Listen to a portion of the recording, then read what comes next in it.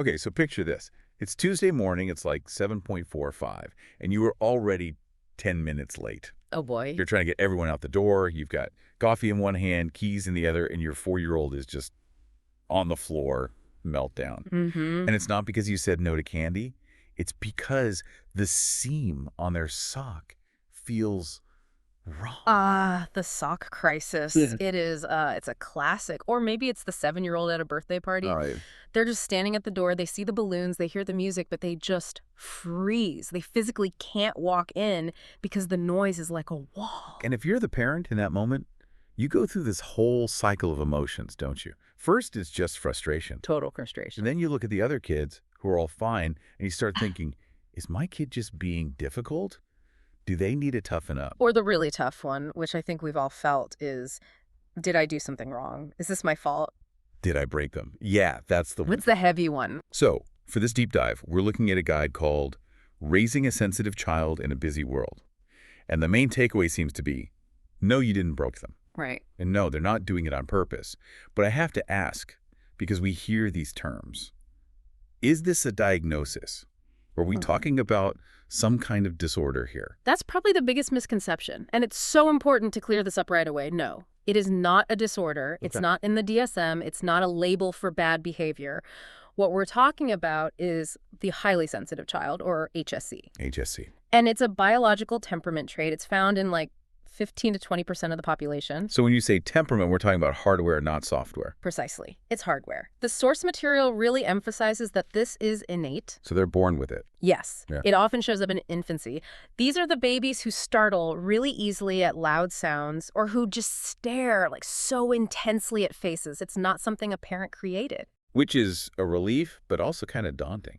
Because if it's hardware, you can't just, install an update and fix the sock problem. No, you can't bribe a nervous system into rewiring itself.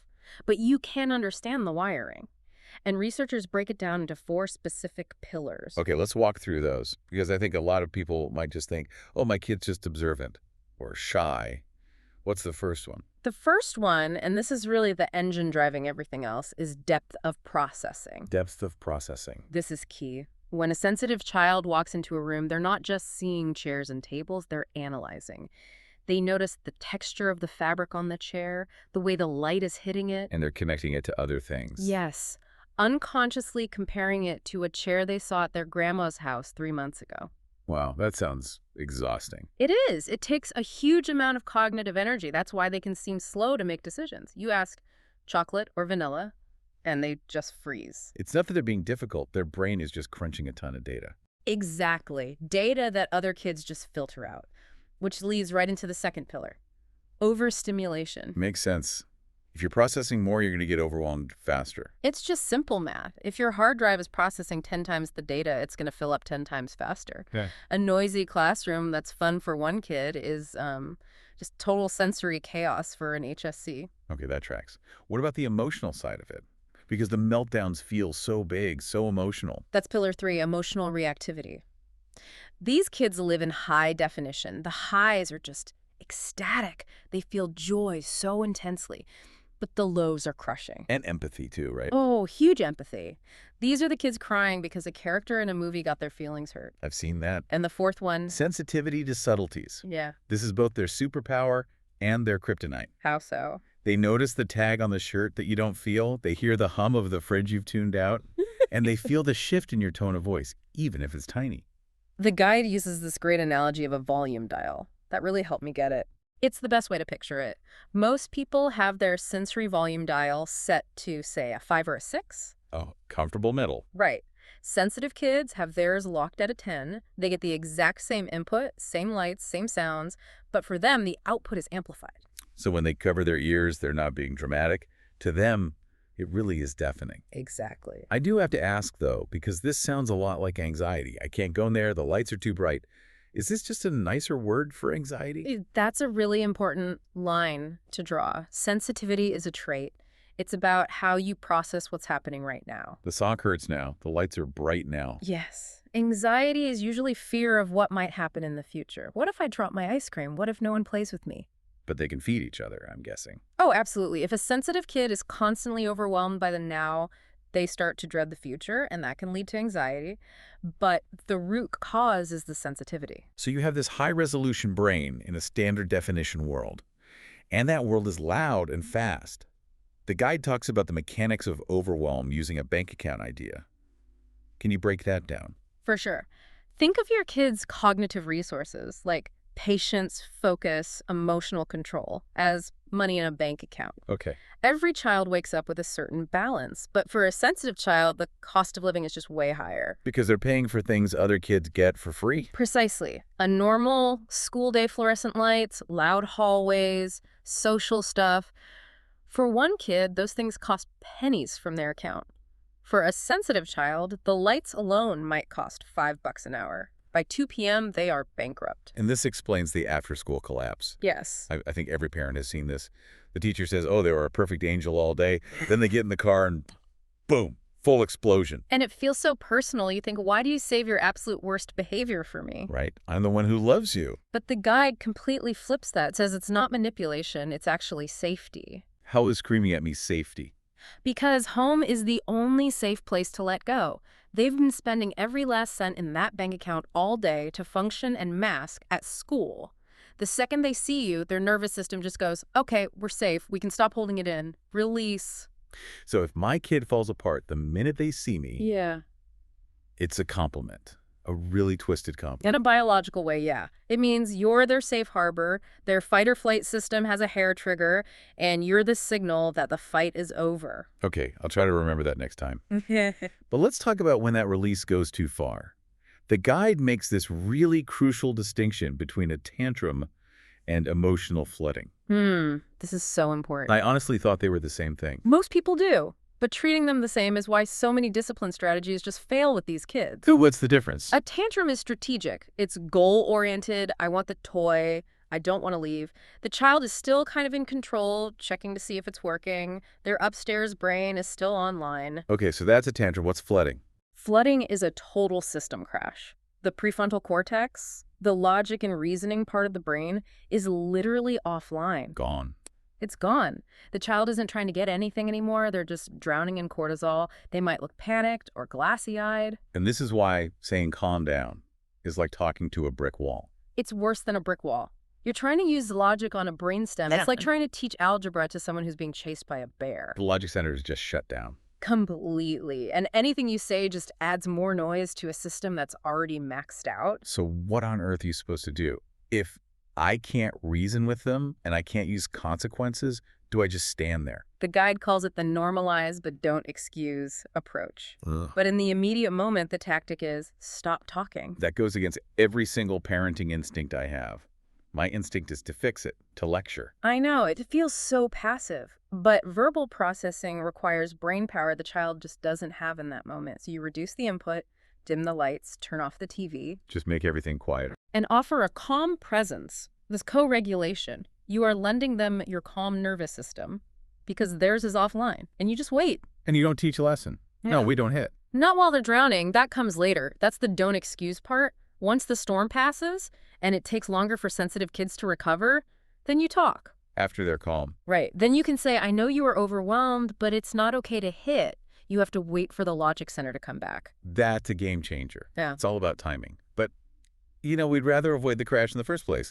The guy talks about this middle path of parenting, which seems to be the answer to the whole toughen them up versus wrap them in bubble wrap debate. Exactly. Parents tend to fall into one of two traps. The first is overprotection. You see, the world hurts your kids, so you just remove the world. No parties, no scratchy clothes, nothing. Which sounds like you're being a loving parent. You're protecting them. It comes from a place of love, but it totally backfires. It sends the message, you are too fragile for this world. You can't handle it. It confirms their biggest fear. Right. And the other trap is the throw them in the deep end approach. Forced exposure. Yeah. You're going to that party, you're going to stay, and you'll get over it.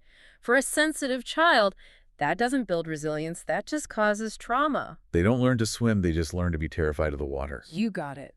So what does the middle path look like? What's the balance? It's called supported exposure. The goal is to figure out the difference between what's hard and what's harmful. We want to do hard things, but not harmful things. Exactly. With support. Okay, give me a real-world example. Back to that birthday party. The kid is frozen at the door, What does the middle path look like? Okay. Overprotection is we turn around and go home. Forced exposure is I drag you inside. The middle path is we make a plan. A plan. Hey, we're going to go in early before it gets super loud. We'll just stay for 30 minutes. And if you feel overwhelmed, we have a secret hand signal, and we can go sit in the car for a few minutes to reset.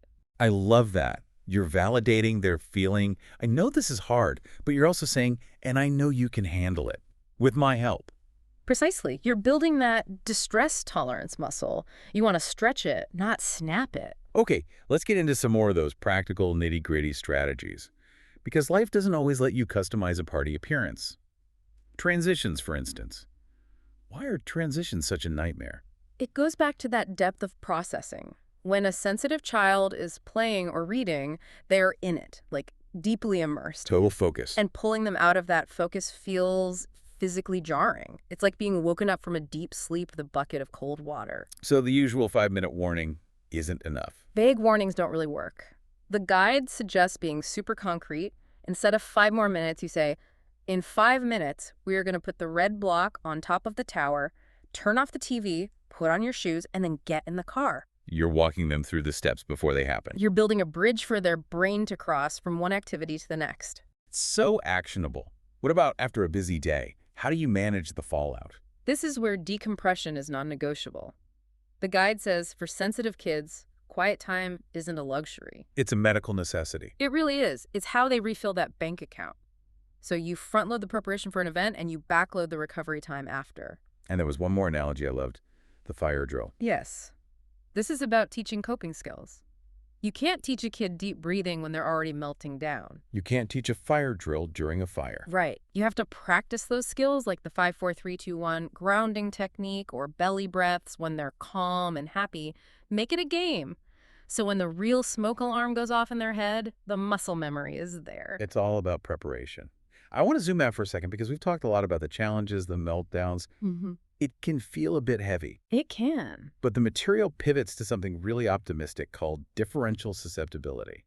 This is one of the most exciting findings in this field. For so long, we just saw sensitivity as a vulnerability, a negative. The orchid that wilts easily. Right, the orchid hypothesis. But what differential susceptibility shows is that sensitive children are more influenced by their environment, for better and for worse. So in a bad environment, they struggle more than other kids. They wilt. Yes, but, and this is a huge, but in a supportive, positive environment, they often thrive more than their non-sensitive peers. Really? More? Yes, they take in more of the good stuff. They're more responsive to connection, to beauty, to positive feedback. They don't just survive, they bloom more spectacularly.